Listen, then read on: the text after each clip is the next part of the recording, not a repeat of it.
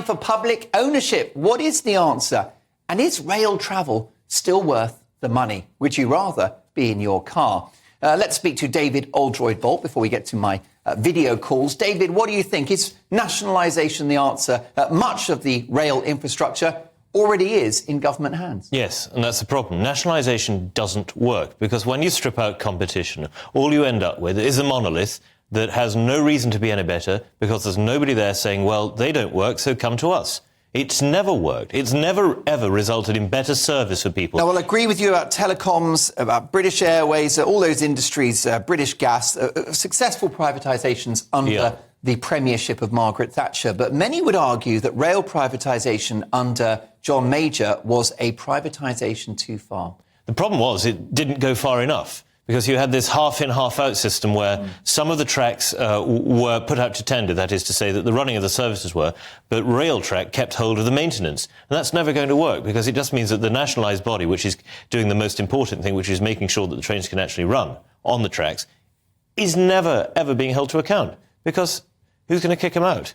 Who's going to say, I don't like this, I'm going to go over there and use that line, if the only person, or rather the only company which has the tender is the state? It just doesn't result in better service. I mean, come on, you remember British Rail. I'm just about remember and the British sandwiches Rail. Would nearly kill you, and the trains weren't just not on time, they were non-existent. Yeah, and when I was growing up in Yorkshire in the 1990s and even the early 2000s, they were still using the rolling stock, which were bus carriages put on onto chassis to run on rails. They were just a pathetic remnant of an essentially Soviet system. What we really need is proper competition, and what we really, really need is for there to be competition to reopen those rail lines that can be reopened of the beaching cuts, to get rail services to those areas that don't have them now, so that as we move into what seems inevitably the post-carbon economy, people can actually use trains rather than having to drive 15 or 20 miles to a station, and rather than being tied to only ever one operator in one area with one price, which is far, far too expensive. Before I get to Andrew in Essex, yes or no, scrap HS2? Yes, without question. There you go, straight answer to a straight question. That's how we like to do it on Mark Dolan Tonight. Let's speak to Andrew in Essex, a regular caller to Mark Dolan Tonight and the People's Hour. Andrew, great to see you. You've got a shadow on your face. It looks like a flowing beard, but I can see you're actually clean-shaven. How are you tonight? I'm good, thanks. And you? Yeah, very well. Very excited about this topic. Do you think that rail travel is still worth the money? It's not, and as a disabled person and a disability rights advocate, I find it very frustrating that quite often there's not enough people available at the station to support disabled people as well. And so, this increase of, the 6%, they're taking more money, there's no extra service. And also, in terms of now, obviously most people can work remotely. And, by putting the increase up, I know some of my colleagues who were visiting our clients regularly face-to-face are actually going to revert to doing everything online.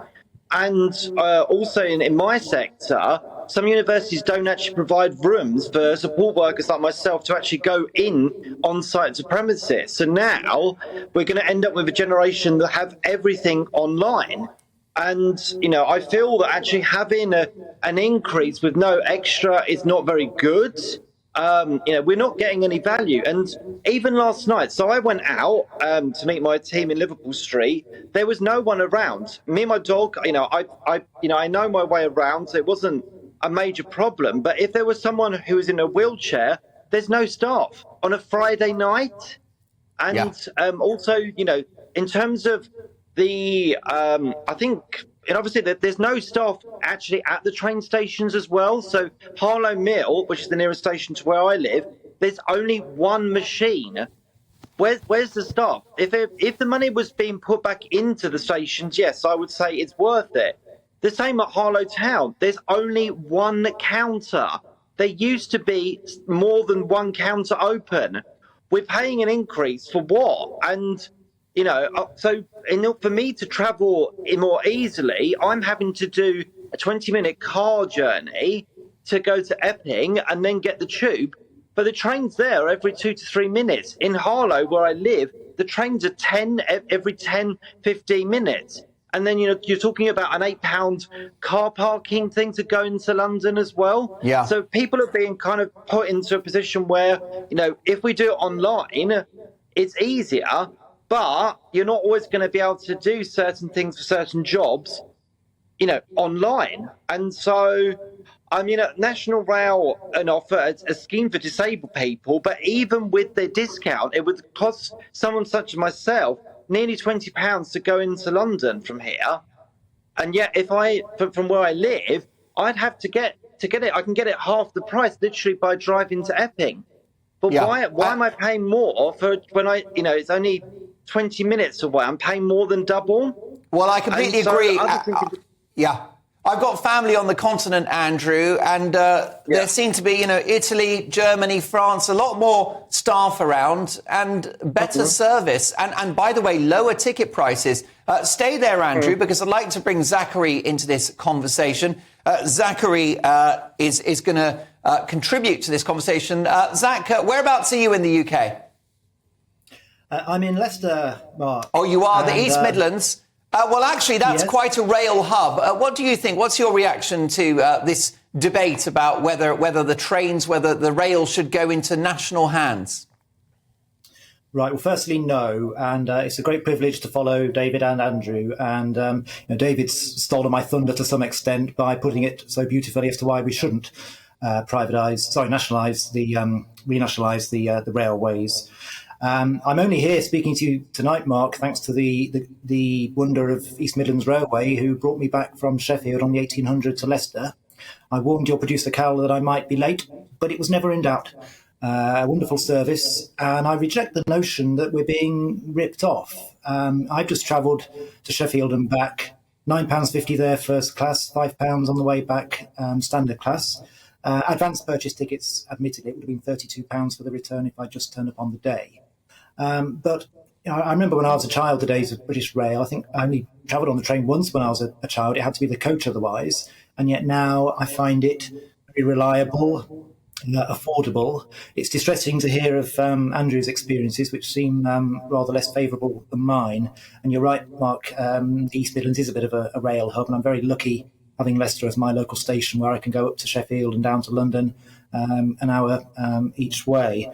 But the whole system, we should treasure it. We're very lucky to have it. You think how small the country is, how many thousands of trains are travelling around the country all the time. Very few accidents that we ever hear of. And it's only 3 years ago we had the grotesque chaos of stations being patrolled by police officers trying to stop people using the trains. For the system to recover as it has, admittedly with some government subsidy, is remarkable. I can never accept the notion of a state monopoly. Why is it that monopolies are only tolerated if it's a state doing it? The state is the worst possible entity to be running a monopoly. The system is Zachary, I take your point, and I believe in competition too, and I think many of the privatisations were a triumph. Very much the golden era for this country in the 80s when we took loss-making companies like British Leyland and flogged them. However, do we not, with regards to rail, need to have that in public hands because it is sort of infrastructure and it should therefore be subject to democratic accountability?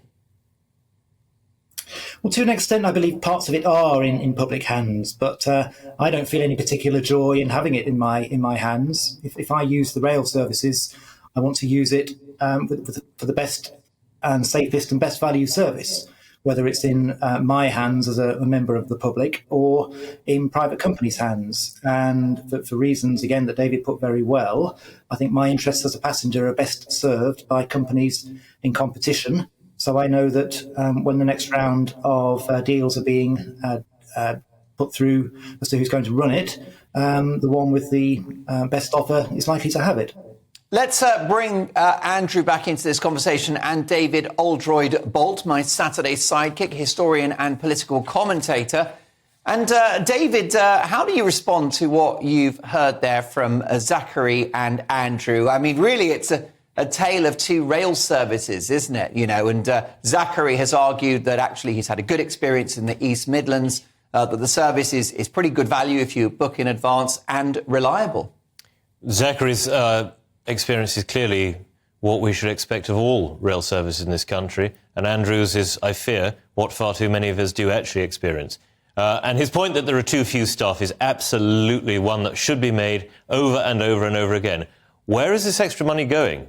Well, we know where it's going. It's going into the pockets of underemployed and underutilised staff sitting at the front of the trains not doing very much at all, whereas people who actually need staff on the platforms and up and down the train to ward off antisocial behaviour, to ask people to stop playing their noxious music out loud and to stop putting their feet on the seats, and all this totally discourteous behaviour that those of us who use the trains are far too familiar with. Where are these people who we're paying more and more and more money in a time of recession? They're not there. They're not there to help the disabled on the platforms. I totally agree. And this seems to me to be symptomatic of the way that services are run across the country now, that more and more we are expected to do the jobs ourselves, to book our own train tickets, to put through and bag our own shopping, to do as much as possible ourselves, and the companies simply sit there and charge more for it. Briefly, David, how can you have competition if there's only one set of track? Isn't that the issue with privatisation of the rail? It's just dysfunctional. It doesn't work. Well, it does work, because in the really good privatised systems of the world that exist now and that existed in the past, there were stringent targets, and if those targets are not met, the franchise was immediately removed and put out to tender. Someone else would come in and do it. The problem is that the model of rail franchising that we have at the moment is nowhere near strict enough, nor are the targets harsh enough. So these people, or rather these companies, that run the train services to such detriment aren't really being penalised for their poor performance. And just to come back to this point, which I think must be made, if we have a nationalised rail service, which is what so many people seem to want, we will be yet again at the mercy of the unions. We already are, to a large extent, at the mercy of railway unions, which is some of the powerful unions in the country. If there is no private industry left whatsoever in the sector, how do we think that's going to be any better? How do we, as democratic users of this service and of essentially as their paymasters, how do we ever get value for money? How do we ever stop ourselves being held over a barrel for more and more and more? We can't. Lots more to come in